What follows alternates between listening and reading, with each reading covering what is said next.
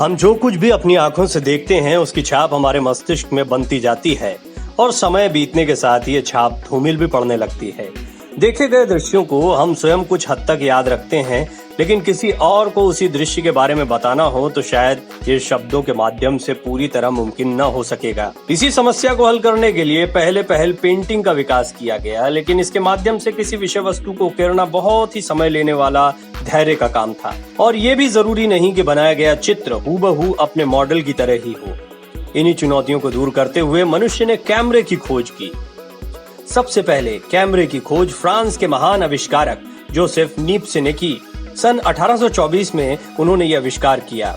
इस यंत्र से किसी भी वस्तु या दृश्य की हूबहू नकल उकेरी जा सकती थी।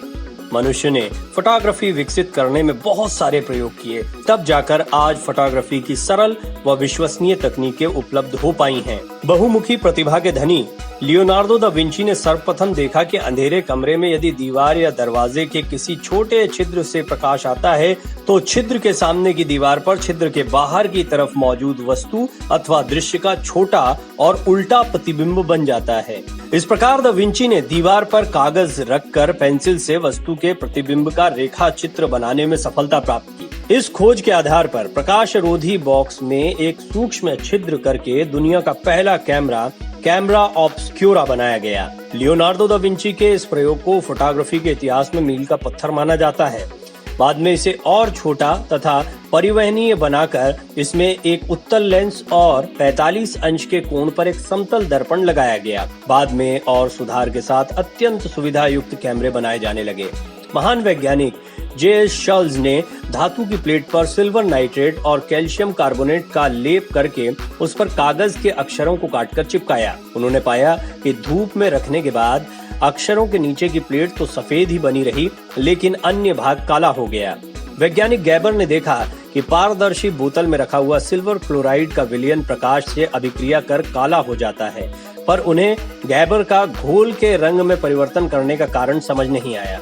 लेकिन इसके बाद गैबर के प्रयोग की तरफ वैज्ञानिक चार्ल्स विलियम शील ने भी एक प्रयोग किया। उन्होंने अपने प्रयोग में अलग अलग रंग के प्रकाश का प्रभाव सिल्वर क्लोराइड के घोल पर देखा। तब उन्होंने पाया कि लाल रंग के घोल को प्रकाश काला करने में नाकाम रहा, परंतु अन्य सभी प्रकार के रंगों के प्रकाश में घोल काला हो गया। इस तरह फोटोग्राफी के क्षेत्र में लाल रंग के प्रकाश के रूप में सुरक्षित प्रकाश की खोज हुई, जिसका प्रयोग डिजिटल कैमरों के आने से पहले तक डार्क रूम में श्वेत श्याम यानी कि ब्लैक एंड व्हाइट चित्रों की प्रिंटिंग के लिए किया जाता था। फ्रांस के महान आविष्कारक जोसेफ नीप्से ने सन 1824 में कांच की प्लेट पर बिटुमेन तथा लेवेंडर के तेल के मिश्रण का लेप चढ़ाकर धूप में इसे रखा और कई घंटे तक धूप में रखने के बाद प्लेट को क्रमशः लेवेंडर के तेल और अम्ल से धोया। फलस्वरूप कांच पर एक नेगेटिव प्राप्त हुई। इसे उन्होंने हीलियोग्राफी कहा, जिसका मतलब है सूर्य की उपस्थिति में चित्रण। आगे चलकर इसे ही फोटोग्राफी कहा जाने लगा और फोटोग्राफी में उपयोग किए जाने वाले डेवलपर की खोज तो अचानक से हो गई।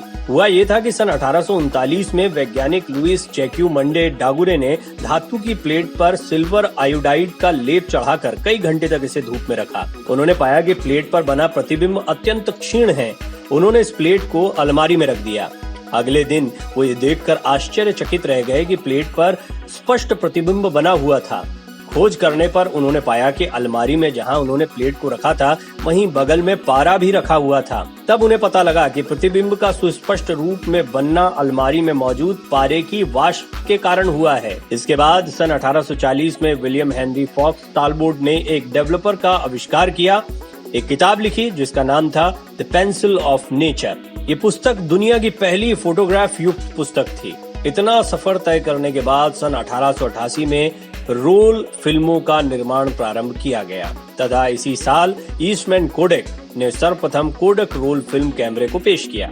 कैमरे तथा फोटोग्राफी के क्षेत्र में आज भी गहन अनुसंधान जारी है। नित्य नए यंत्र और सिद्धांत इसमें समाहित हो रहे हैं। आज डिजिटल, सीसीटीवी, कई प्रकार के कैमरे विकसित हो गए हैं। वर्तमान में इसका क्षेत्र इतना विस्तृत हो चुका है कि इसकी कई शाखाएं एक दूसरे से बिल्कुल अलग प्रतीत होती हैं, जबकि उनके मूल्य में कैमरा और फोटोग्राफी ही है, जैसे एक्सरे तथा इंफ्रारेड फोटोग्राफी आदि।